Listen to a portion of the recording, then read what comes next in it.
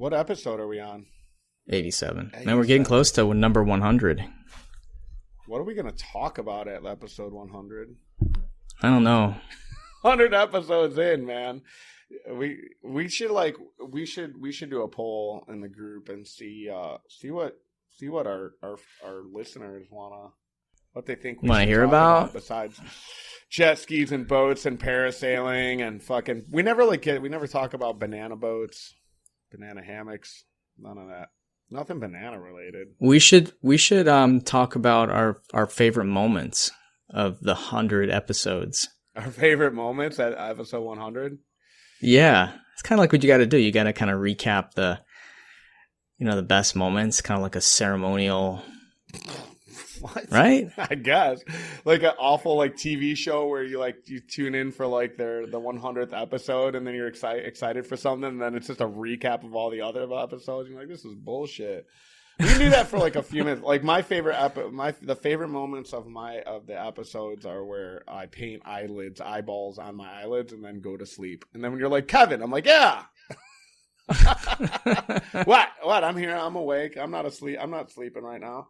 What about your favorite moments from this week, man? Favorite moments? Oh, yeah. So we, Kevin and I, we took our families to Disney.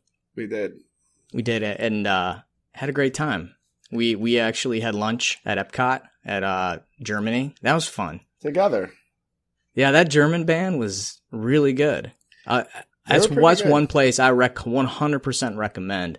Is going to Germany and eating at the Beer Garden restaurant. Yeah. And they have this authentic German band and they're playing the bells and that big ass horn. What do they call that thing? I don't know. Fucking schnozzophone. Big ass horn. What does it call it? But no, it was really good. The food was good, and your baby boy, he was just jamming with the spoons and we went to a place he saw that Beer band Garden, and neither one of us drink beer. Yeah. We didn't drink. Neither one of us drank. Nobody. We drank didn't drink beer. I am not drinking beer and walking 9 miles at Epcot in the Orlando sun. There's just no way. Yeah, absolutely not. Fucking hot, man. Yeah, it was hot. So I don't know. I don't want to make it into a Disney episode. Everyone's gonna click off, but I don't think you should click. I don't think you should click off when you talk about Disney, because if you don't pay attention, we've talked about it probably 30 times on the show. If you're not in tourism and activities, water sports, and not pay attention to what Disney's doing, man, you are fucking up. You are really making a huge mistake, because I was there and every time I go there, I'm like, I write something down, man. I'm like, we're doing that. We're doing that. I took pictures. We were in Animal Kingdom and I came out of Animal Kingdom, and Animal Kingdom, the ride that I can't remember what ride it was, but we came out and there's no exit through the gift shop. Right. So everybody knows, you exit through the gift shop because you're going to pick up some kind of bric-a-brac.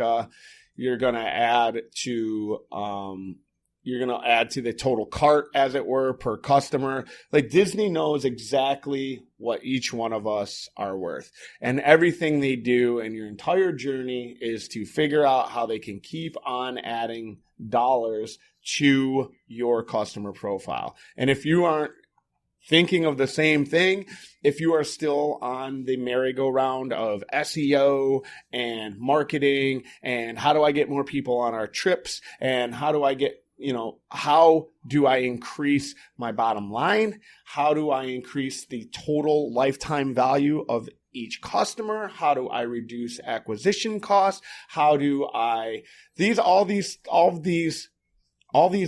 questions have been answered, and answered very intelligently and thoroughly by the Walt Disney Company. They have it down to a fucking science. So I always take notes. So I was coming out of the ride and I'm like, man, they don't have a gift store. But what they did have was they had these portable rolling kiosks, and you could just tell everything folded up. They do it at, they're in Animal Kingdom quite a bit because they want to keep that whole open air idea of a zoo. So I don't know if there's real no stores, but when you exit those rides, you're in Pandora. But they still have, there is one in Pandora, but they have a lot of outdoor type of kiosks in it. And it got me to thinking about It got me to thinking about my business. Everything is outdoors. How can I provide retail? How can I provide more bottom line revenue on some of these things?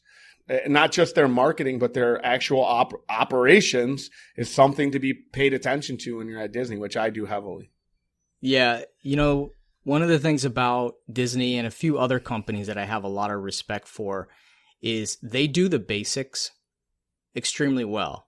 And the thing is, with your business, you could be doing these basics just as well as Disney.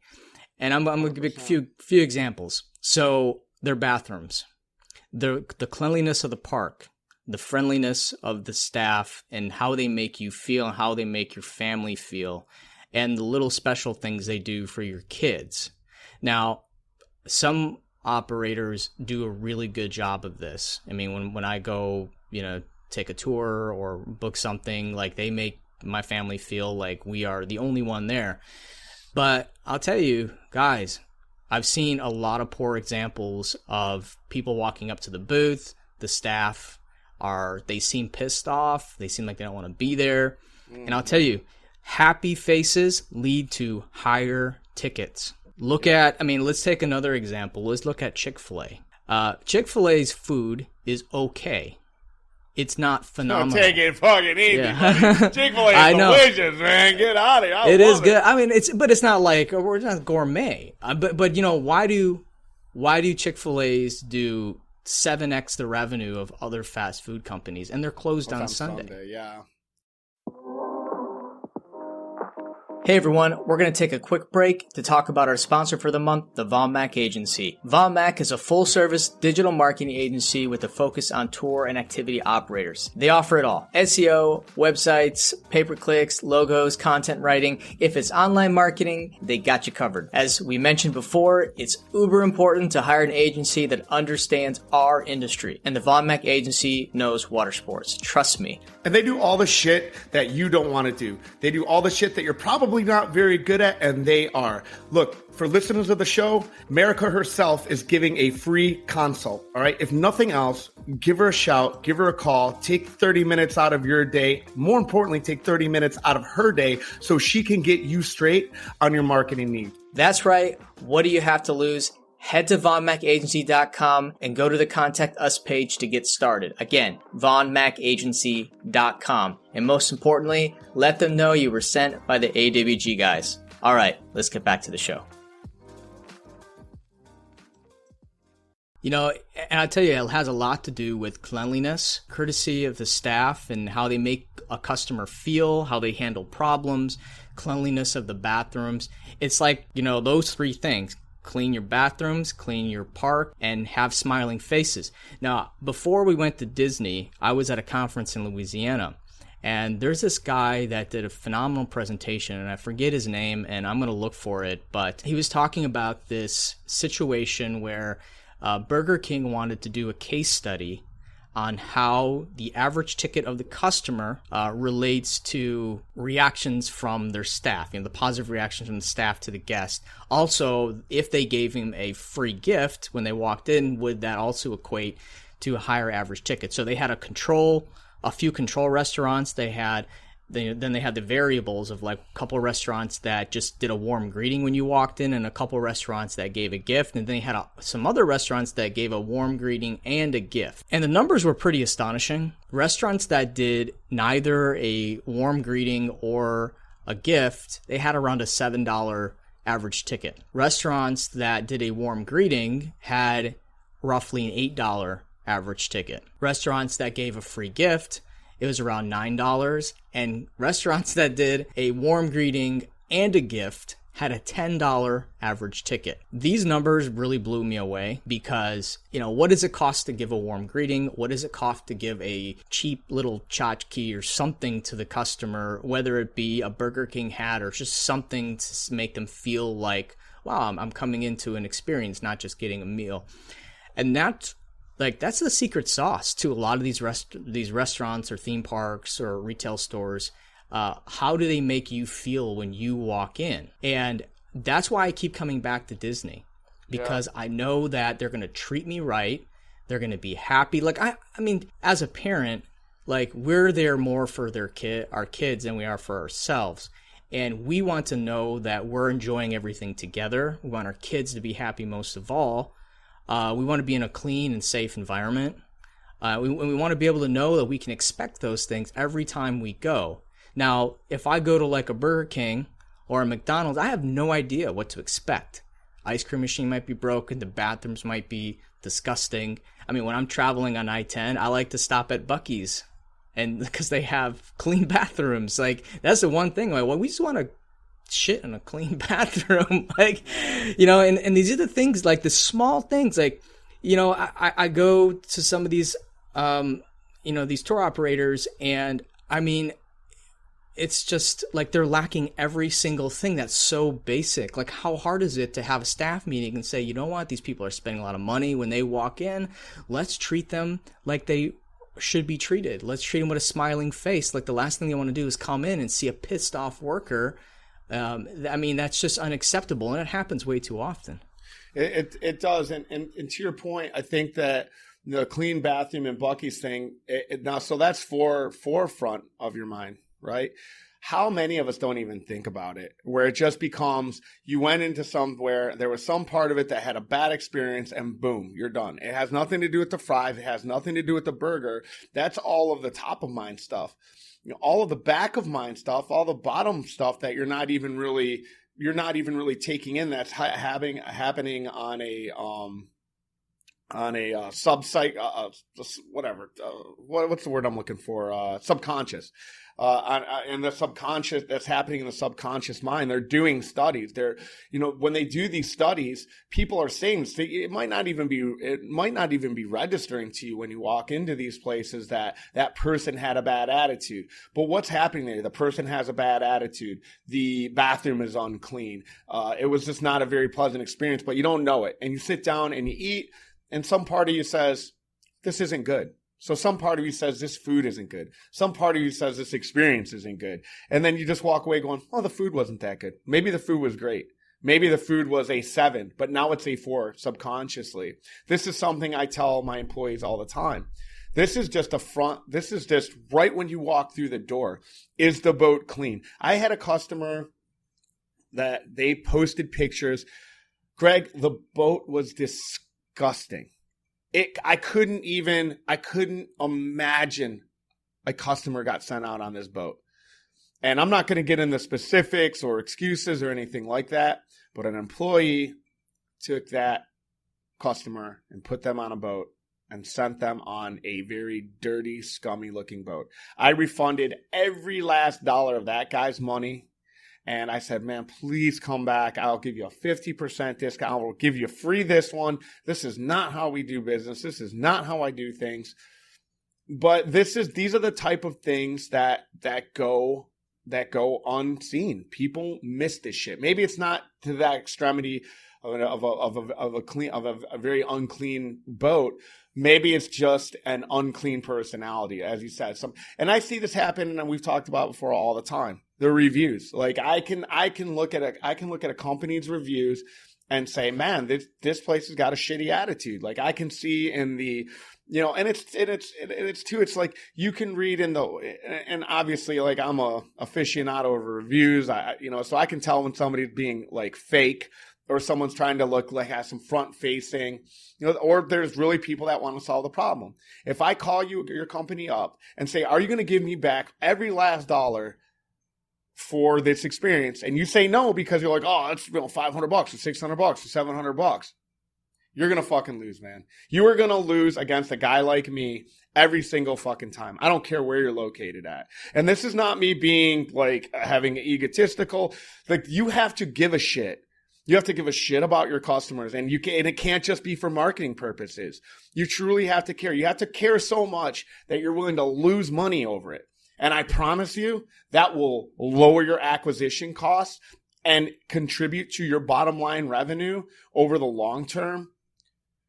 And I would say an unquantifiable way, but it's very quantifiable. Because if you're spending $10K, $50K, $100K, $1 million on acquisition, you're going to see over time your customer's lifetime value increase and your cost to acquire decrease.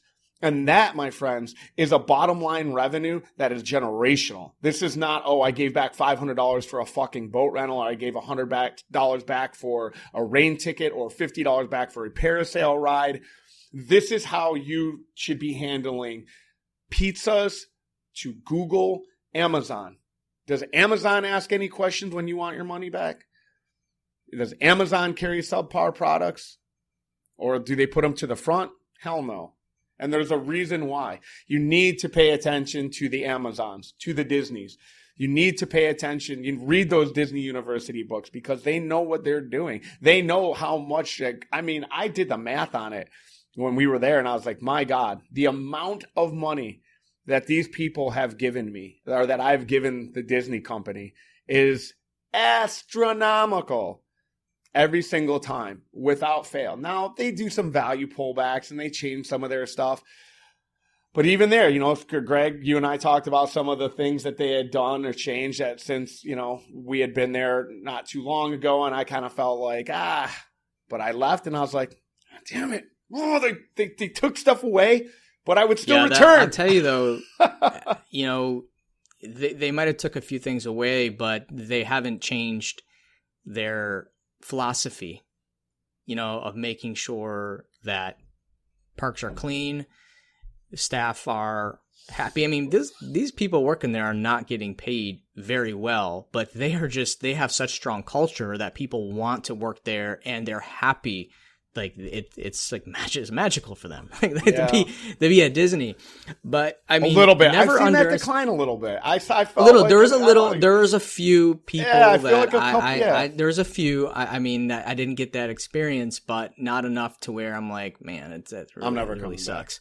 Back. Yeah. So really to the basics, you are leaving lots of money on the table if you have pissed off employees all the time, or they are not giving those warm welcomes to people when they come in and really showing them enthusiasm that you are happy to be there. I mean, average ticket will increase 100%.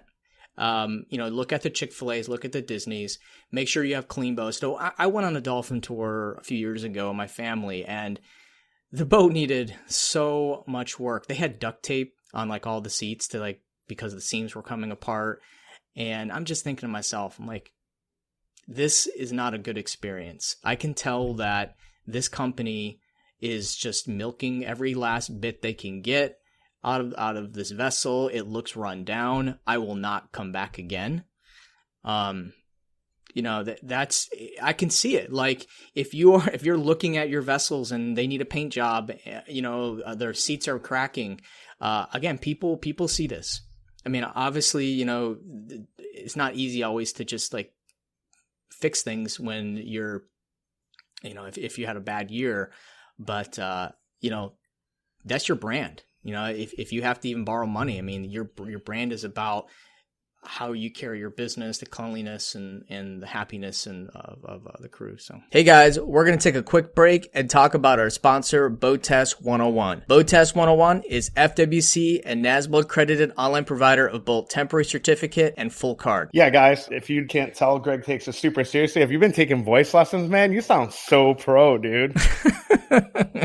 So yeah, Destiny Water Adventures uses Boat Test 101. When somebody shows up super late and they go, hey, or just on time for their tour, their jet ski or their boat, and they're like, we have to take a boat test, and then we have to break out the paper and they have to sit there for 30 minutes. They miss half their time. They get late. You get bad reviews. When you guys can just SMS text them a link, email them to your Boat Test 101 affiliate link. They take the test online on their way there. They don't have to sit out in the hot sun. They take the test on their way or before they get there. They email you their ID and their boat test. They're good to go right when they walk up to the door. They sign your paperwork and on the water they go. It's easy breezy. They pay an industry-leading commission of 30%, and their boating tests are $1 cheaper than the competitors at $8.99 a test. No contract to you, and there's no cost. So you can get started right away and start making some money and providing a better experience for your guests. BoatTest101.com. Again, BoatTest101.com, and tell them that the AWG guys sent you. That's right. Take your boating test as serious as Greg took this commercial and get your asses over to BoatTest101.com and sign up today. All right, let's get back to the show. Yeah, and really, and I think there becomes a little bit of confirmation bias in some of that stuff in the industry.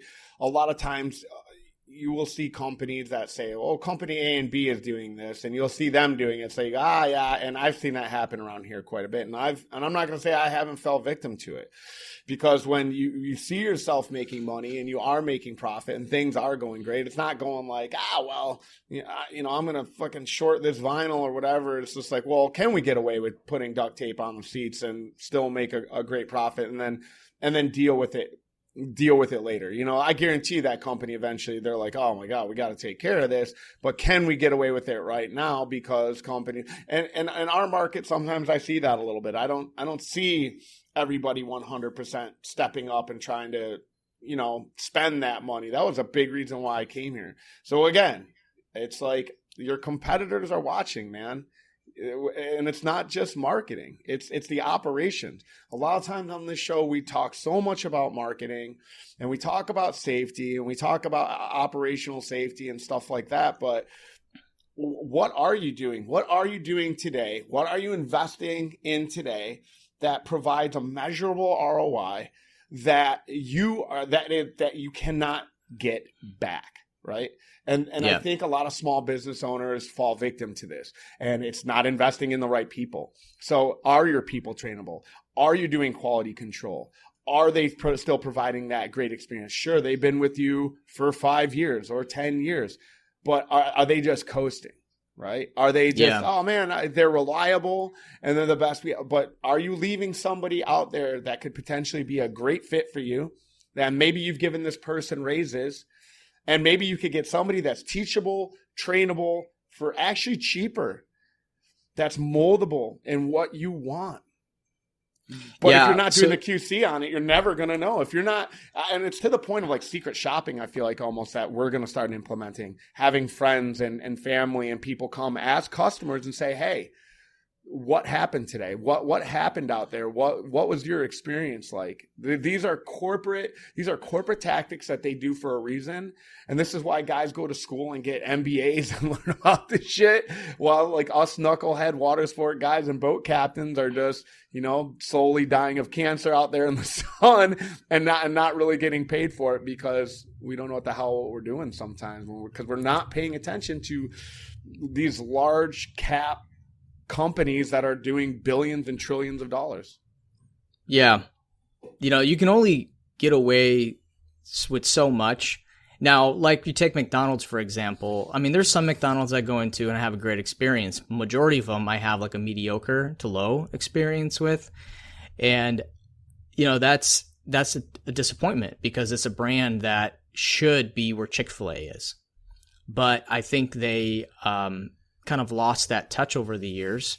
Maybe it's leadership, maybe it's not, allowing the franchisees to have too much control. Everyone at this point realizes that, yes, if you have a clean operation, you take care of your equipment, you have a happy staff that makes people feel very welcome, like there are direct impacts to your revenue by implementing these things. But now it's like, how do you measure that? And how do you perform quality control to make sure that you are hitting those marks? And like you said, Kevin, I think having family and friends come around and write, do reports commonly, and that's one way to measure things without you. Obviously, when you're there, your staff acts a little differently when you're not there. At least some of the experience I've had is that's like that, but yeah, so having secret shoppers or, looking at reviews and tracking, what the review information or what the reviews are saying is just a couple easy ways to measure that. Yeah, for sure. So let's switch gears here a little bit. We have Orlando coming up. So this is like our travel season, guys. So things like we get slow, and then we start. This is like conference season. We have Arrival coming up in October. We have the Watersport Forum at the end of this month in about 2.5 weeks. And any other, Greg, do you have any other conferences you got coming up? Well, we'll be at the symposium in November, but I won't be there. Symposium? Yeah. For whatever reason, we never went up there. We never went to the, so it could be the greatest symposium in the fucking world, man. I think maybe you change it, call it like the Parasail Fun Meetup or something. Symposium sounds so I never even knew what that word meant. You thought it was like an orchestra, like a bunch of parasailing captains playing violins, right, and fiddles. Yeah, I don't know, man. I have no idea. Symphony, yeah. I had no idea what it was, man. But so they had one. They had one in Key West, like a special, and to their credit, because there was a couple companies that weren't up there, and so they came down. They came down, and I mean, man, they're definitely dedicated to education for sure. But man, dude, at Key West, oh my God, I think half of us were drunk in the middle. I fell asleep, man. There's a lot of drinking that goes on at the symposium. Yeah, and at the forum, what I hear. Too. I'm sure. Yeah, I'm on the forum, there's quite a bit. But yeah, it was just it was very bare bones. They wanted us to get the education and the safety stuff down, so they came down specifically for us, and I fell asleep. I think I had probably had a couple Bloody Marys first thing in the morning, and I didn't quite do it to the level that one of our guests did at our forum midway through. What did he want? What was he begging to find out about? He wanted to know the ratio of manatees. Ratio, you guys got to come to this thing, man. We're gonna get some more drunk people midway to ask really fucking weird questions that have nothing to do with operation. So, what's the ratio of refund you give on people don't see manatees? Justin was just like, what? What? I don't understand what you're saying. On your manatee tours, what is he had prepared this really insightful question and then just completely forgot and got bombed instead, and then that was his insight into the world. It was pretty awesome. It was a good time. But yeah, so we have our forum coming up. We have Arrival coming up. I've been shopping for my outfits. I was thinking about wearing a 70s blue tuxedo at our forum the entire time. Oh wow. I'm not going to. Yeah, it'll be hot. Yeah, I look so good looking, right? I am hot. Oh, you mean from a temperature standpoint? Yeah. Oh. Yes. So conference coming up. Y'all are waiting last minute, of course, to book your tickets. Had a lot of tickets booked in the past week or so. We love when you book early because it helps out with planning. But book right up to the last day. Here comes the hard pitch from Greg. Greg said he wants me to yell at you guys and threaten you with violence. Yeah. I mean, I think that works sometimes. Well, it frustrates me. As weird as it sounds, on this show sometimes I say things to people that are at my active competitors. I'm why aren't you doing this? Why are you fucking capturing more market share? Because it drives me insane. Because sometimes I'd rather be right than I'd rather have money, I guess. But it's the same fucking thing, man. I don't know, through this show, through the conversations that I've had, through the relationships that I've made, this show has directly impacted. I mean, maybe 3x my business, 10x my relationships. And you go well, Kevin, we're just coming to the thing or we're just listening to the show. Hey, that's, look, I came to fucking Arrival in pink pants. I didn't know anybody. And I was alone and I wasn't even drinking. And it was fucking really, weird. But engaging in these conferences, something I never would have thought that I would have been doing. It created a circle of a great network and a lot of learning opportunities that impacted my business directly. So it's I know, man, you guys are what? 100 people at $150 a ticket? Everyone that's listening to this is fucking business owners, right? So that me and Greg are getting rich off this, it's barely breaking fucking even. So this isn't a hard pitch for us to make money. This is a hard pitch for you to up your fucking game, man. For you to increase your bottom line, to increase your top line, to increase your network, to increase your business, to increase your fucking quality of life. My God, these are actionable things. We have some of the biggest operators in Florida attending. Smartest. I mean, smartest. I'd say some of the most successful operators in commercial boating and water sports attending. And where can you meet that many people and have really meaningful conversations. I think this is why we're doing that. And they're willing. I would say most people are willing to talk a lot about what's working, even if, they are competitors are close by. Like, it's a very open, situation. We try to encourage people to share and learn. We want to be better. We want to make more money all around. I mean, sometimes it's not more about, market share, but about how can we make more money from the customers we already have? What other experiences, what can we do better with pricing and upsells and things like that? And that's where we kind of really get down and dirty and discussing those details. Specifically, I'm really excited to present some of the information that I learned from this year on phone sales. Like, if you walk away from this and you've only done or listened to or paid attention to one thing, I'm not here to fucking self-promote. And if there was anybody else in our space that was going to give up and give this conversation, I would say the same thing. Steven Edwards is going to be co-hosting this presentation with me, and Steve's a sales animal. Like, and again, if he wasn't a sponsorship, if it wasn't AMP, if it was just Steve talking about sales, I'd be like, get your ass up there and listen to him talk. Same thing. Listen, guys, this is what I do. I'm looking at a whiteboard right now. Well, I erased it, but I had a phone sales script on there. Our phone sales went from 13% last year to 32% this year of our top line revenue. This was, a lot of money, not just in ad spend, but in actual sales that didn't get lost, that actually impacted my business. And I'm going to go through the specific script and Steve's going to go through some very specific sales tips that if you can't walk away from that presentation and say, hey, my staff is able, or me alone being the sole operator of my business, I can't add at least 10% top line revenue just from some good sales coaching, never come back to our conference again.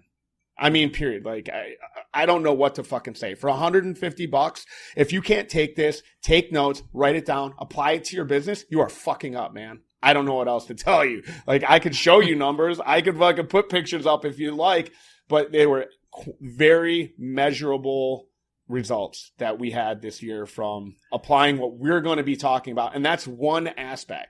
That's just being on the phone. Listen, we saw it happening. I saw it happening not with just one business, with two businesses, with my business partners who were taking the phones that we had to go through and listen to the phone calls and go, wait a minute, did we let shit slip through the cracks? And another thing too, we got Trish Higgins with Chenmark, who she's going to be talking about transition, selling your business.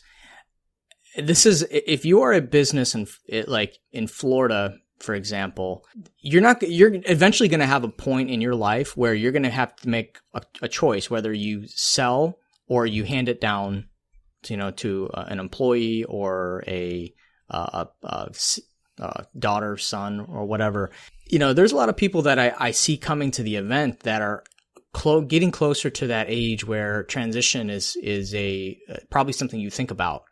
And if you have no network, that's going to make you exiting a hell of a lot harder. The few businesses that I sold were because of my network. I was able to sell them quickly. Look, I got to jump in on this one too, because listen, in practical terms, maybe you're sitting here listening to Greg and you're saying to yourself, like, I'm not selling for another 10, 15, 20 years. Look, that's fine. But there is a way that your business is going to be measured. It's value. And this is going to be actionable. This is today. This is you going out to dinner and going, this is a company write-off, $300, $200, whatever it is. This is you buying something for your house and not putting it on your balance sheet. Okay. And then you are going to be at that point where you're going to want to sell. And then somebody like Chenmark or a competitor, whoever is going to come and they're going to go, we want to look at your books and we're going to see 3x net profit. And then you're going to go, no, my company's way more. They don't give a shit about your shoebox money. They don't care that, no. At the end of the day, your business can only sell for what it's worth. So when you do plan on exiting, You want to know this. You want to prepare for this. You want to do this. And Chenmark and Trish Higgins, this is exactly what they do. They private equity. They evaluate companies and they see what they're worth. And yeah, maybe you're not going to exit in 10 years. But at the same point in time, if you don't have the tools, what's that going to be worth? That could be the difference between your company being worth 500,000, 1.5, 10, 20, 30, whatever it is, because of how you're keeping your books and how you're reporting your profits. I'm preparing. Again, I don't plan on selling anytime soon, but I am preparing myself and TripShock for a potential exit years down the road, if the opportunity is there, because in networking and meeting people and expanding that, like that's your ticket. Like that's how I sold 3 companies. That's how I was able to do it, because of my network. So going to these conferences, conferences and meeting people are paramount. And even that's as a small operator. Yeah, even as a small operator, it's very beneficial, because if you built a really great company, like the Southern Star here in Destin, they're a 25-year-old company, 30-year-old company. Chenmark bought them. And, they built out a great brand and had a really good network and allowed them to get probably a decent amount for their business. So if you're just staying in your hole and you're not talking to anybody and you're just scared of competition, and you have to eventually realize that when you get to that point, you could either just sell your equipment and call it done, or you can potentially have a brand with good equity, good goodwill in there that you can sell for a hell of a lot more. Somebody. Maybe you want to buy somebody. You want to buy maybe you want to get in, not necessarily private equity, but you need to scoop up you want to go scoop up a competitor, and you have no idea how to evaluate what they're worth. Like, I can tell you, I did not know how to evaluate the business that I bought when I bought it. There was a number. I was also I needed to have a home. There was a fair price that I felt like, but still, if this was something where I just wanted to be a second location and I needed to scoop up their business, there would have been a formula for me to follow to know if this was going to be a good buy or not. And it's not like, so again, these are in addition to what Greg's saying about the networking, this is actually real world stuff that we're telling you that will make you more money. If I were to show you our bottom line numbers over the last 4 years, and what I've learned from the people that have been on this show and from my network and from the relationships, this is not just top line growth. This is not just like, oh yeah, we made a lot more money, but we really didn't make a lot more money because it just went straight out to somebody else.